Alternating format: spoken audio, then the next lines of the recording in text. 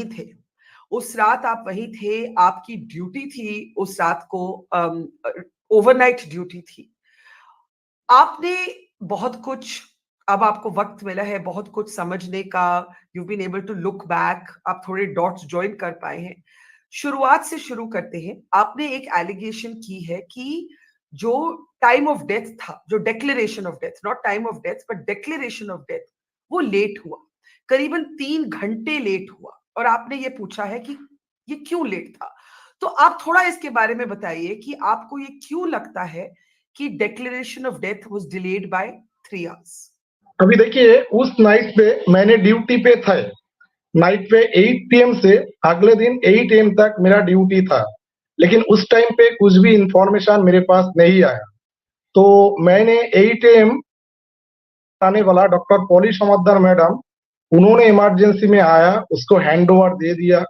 तो मैंने उसके बाद 9 AM वो इमरजेंसी से निकाला है, क्योंकि हम लोगों के बस क्या होता है, वो 8 AM में मेरा एक सीनियर आया, उसके साथ चाय पी के हम निकालते हैं। तो 9 AM के बाद मैंने जब घर में आया, जहाँ पे रह रहा हूँ, तो 11:45 में, अप्रोक्स 11:45 मेरा एक ग्रुप मैसेज आया।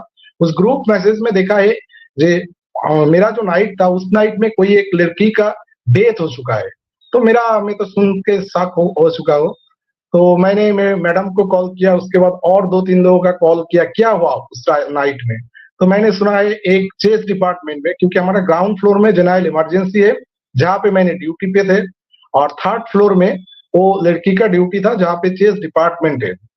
तो मैंने सब कुछ इधर उधर सुन के क्या हुआ था, तो मेरे जो पता चला था, देखिए, तो इमरजेंसी मेडिकल ऑफिसर जो थे डॉक्टर पॉली समद्दर मैडम, उनके पास आके शायद आफ्टर 10 AM अप्रोक्स टाइम पता नहीं, 10 to 10:30 AM, उसके बीच में उसी डिपार्टमेंट का जो हेड है डॉक्टर अरुणाभ दत्त चौधरी, उन्होंने आके बोला, देखिए मेरा एक पीजीटी पोस्ट ग्रेजुएट ट्रेनी, उसका मौत हो चुका है, आप चलिए, इसके बाद क्या फॉर्मेलिटी है आप बोलिए।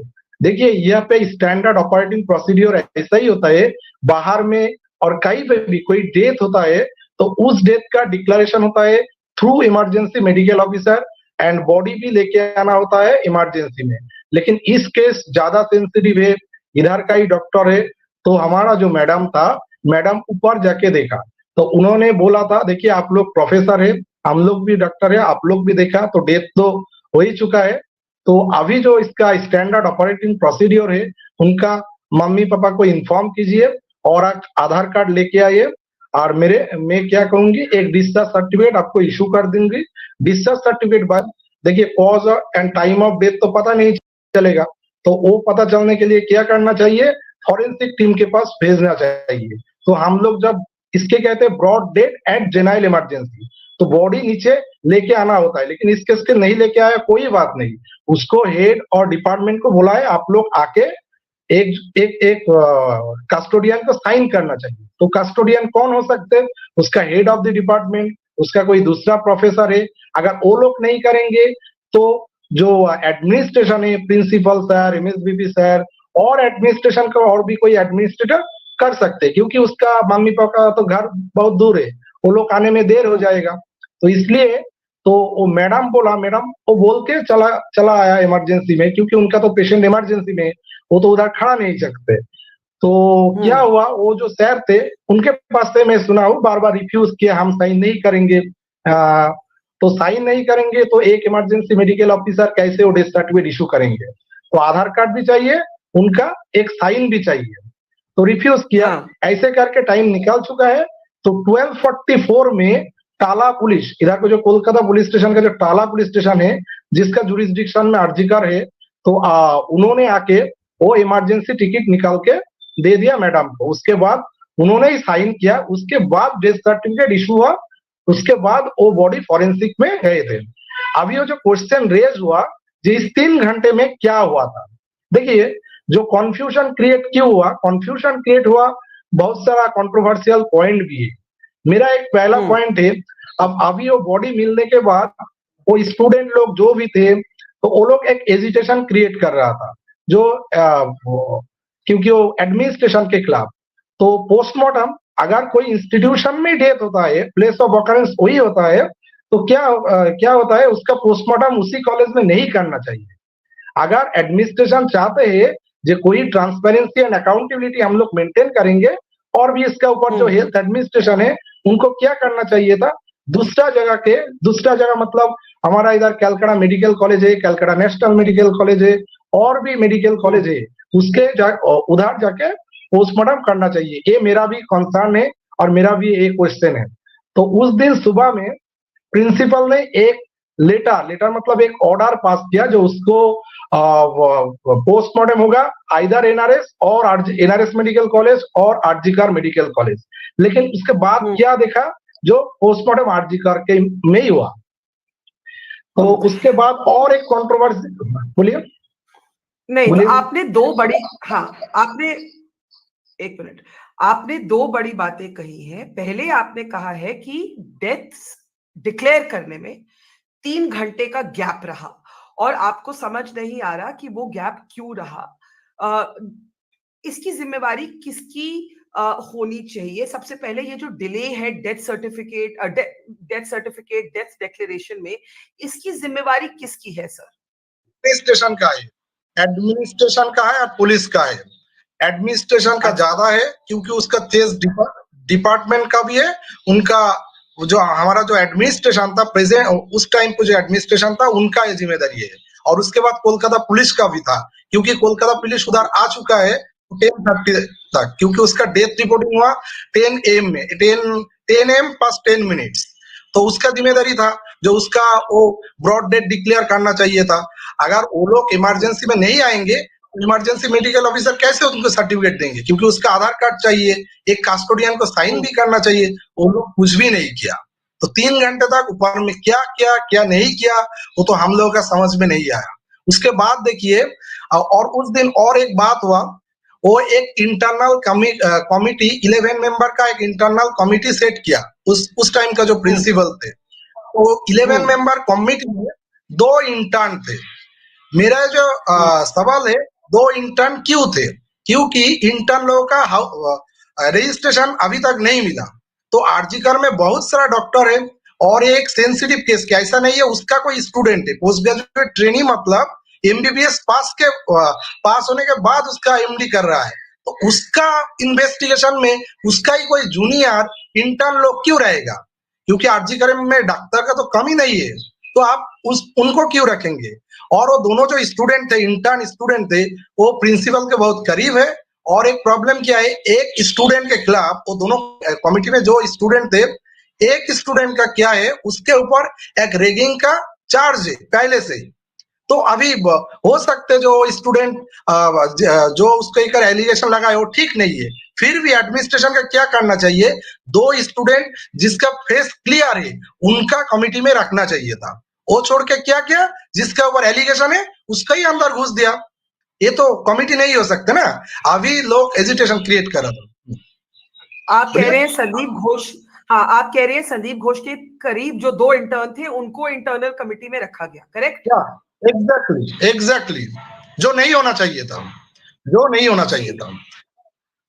तीसरी बात आपने कही कि पोस्टमार्टम वहीं क्यों हुआ, उसको लेके क्या कंसर्न्स है, बताइए। उसको लेके क्या कंसर्न्स है, बताइए। देखिए, ये एक स्टैंडर्ड प्रोटोकॉल ही होता है। अगर आप ही घर में कोई प्लेस ऑफ ऑकरेंस से उधर कोई एडमिनिस्ट्रेशन के ऊपर चार्ज दे रहा है, एलिगेशन दे रहा है स्टूडेंट लोग, तो उनका तो एक डाउट है। तो जब डाउट हो रहा है तो उनका ऊपर, आरजीकर के ऊपर तो कोई एक हेल्थ एडमिनिस्ट्रेशन है, तो उनका ट्रांसपेरेंसी मेंटेन करने के लिए स्टूडेंट को उनका भी तो सेटिस्फेक्शन होना चाहिए। तो अगर दोबारा जगह से पोस्टमार्टम कराएगा तो दिक्कत क्या है? यही तो पहले से सवाल था, मेरा भी थे। लेकिन उसके बाद एक कंफ्यूजन और भी क्लियर क्यों हुआ, देखिए वो जो 3 घंटा का गैप आप लोग बोल रहे हैं, इसका कंफ्यूजन क्यों है? उसके बाद एक वीडियो वायरल हुआ, वेरियस मीडिया चैनल में वीडियो वायरल हुआ। उस वीडियो में क्या दिखाई दे रहा है, और उस वीडियो अगर कोई ठीक नहीं है, वो कोई फेक वीडियो ऐसा नहीं कह सकते, क्योंकि कोलकाता पुलिस उसका एक्सप्लेनेशन दे दिया। इसका मतलब कोलकाता पुलिस मानते हैं जो वो वीडियो सही है।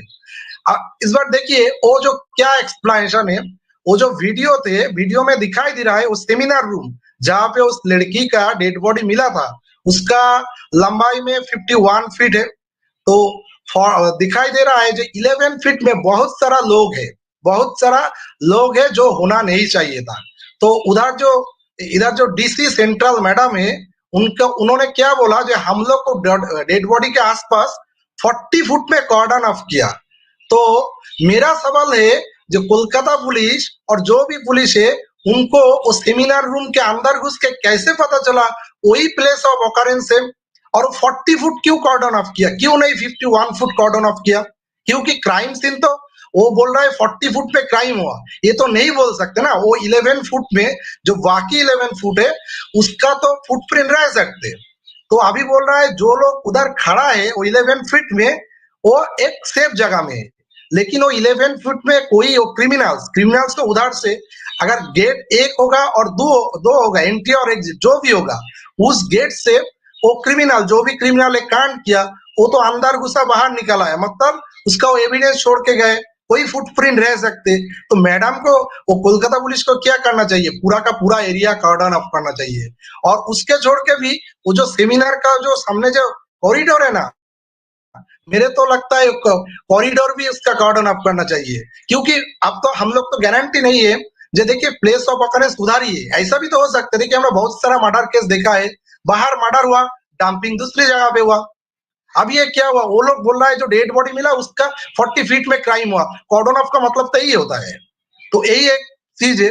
और जो 11 फुट में बहुत सारा आदमी दिखाई दे रहा है, बहुत सारा प्रोफेसर लोग दिखाई दे रहा है, वो लोग फॉरेंसिक मेडिसिन का है, 3-4 होगा, देखिए पूरा का पूरा तो मुझे पता नहीं, 3-4 फॉरेंसिक मेडिसिन का डॉक्टर है।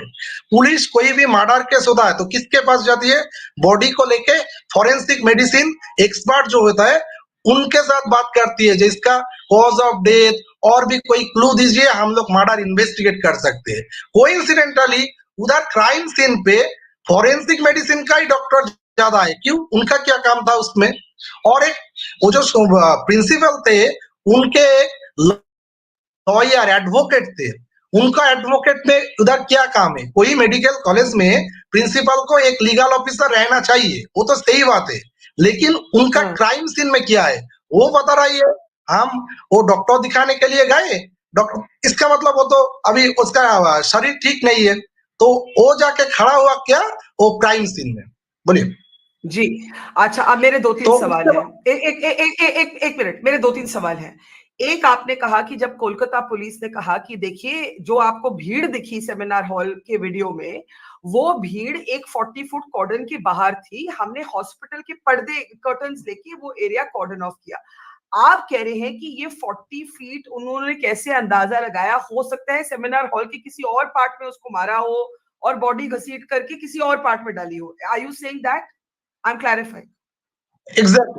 एग्जैक्टली